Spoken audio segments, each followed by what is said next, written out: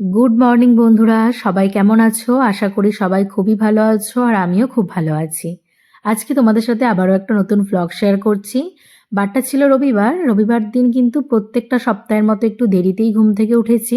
কারণ সপ্তাহের বাকি দিনগুলো যেহেতু একটু সকাল সকালই উঠে রান্না করতে হয়, যেহেতু ও খাওয়া দাওয়া করে ডিউটি বেরোয়, তো সে কারণে যেহেতু বাকি দিনগুলো একটু তাড়াতাড়ি ঘুম থেকে উঠি, তো সেই মতো শনিবার রাত্রেবেলা ভেবেই ঘুমাই যে রবিবার দিনটা কিন্তু একটু দেরিতেই ঘুম থেকে উঠবো। তো ঘুম থেকে উঠে আগে আমি নিজে ফ্রেশ হয়ে নিয়েছি আর তারপর এখন কিন্তু আমার বিছানাটাকে ক্লিন করতে চলে এসেছি। বেশ কিছুদিন ধরে বিছানায় একটা অন্য চাদর বিছানো ছিল, তো সেটাকেই আজকে চেঞ্জ করলাম, করে একটা অন্য চাদর পেতে নিলাম।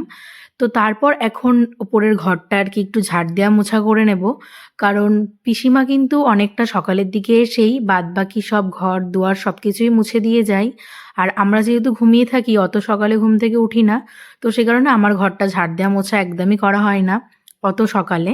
তো সে কারণে আমি বেলার দিকে রান্না বান্না করে এসে তারপরেই আমার ঘরটা ঝাড় দেওয়া মোছা করি। তারপর ঘর ক্লিন করা হয়ে গেলে নিচে এসে মুড়ি আর ঘুগনি দিয়ে টিফিনটা করলাম।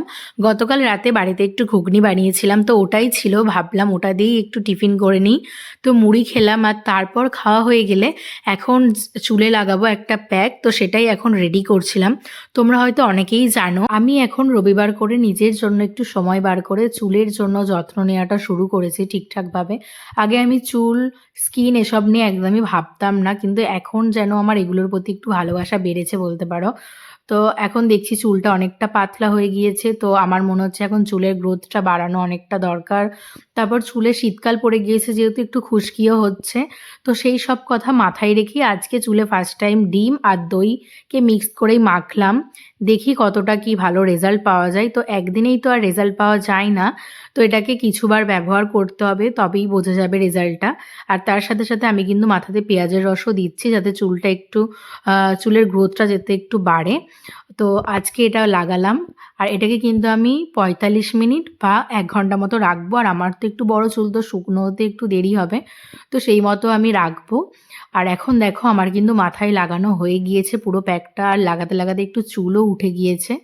তো সব কিছু এখন এগুলোকে পরিষ্কার করে নিয়ে তারপরে গেলাম ছাদে চুলটাকে ভালোভাবে শুকানোর জন্য। আর যেহেতু অনেকটাই বেলা হয়ে গিয়েছে, মানে ১১টা মতো বাজছিল, তো এটাকে শুকনো করার পর আবার যেহেতু চুলটাকে ভালোভাবে ওয়াশ করতে হবে, তো ছাদেই ওয়াশ করে নিয়েছিলাম শ্যাম্পু দিয়ে।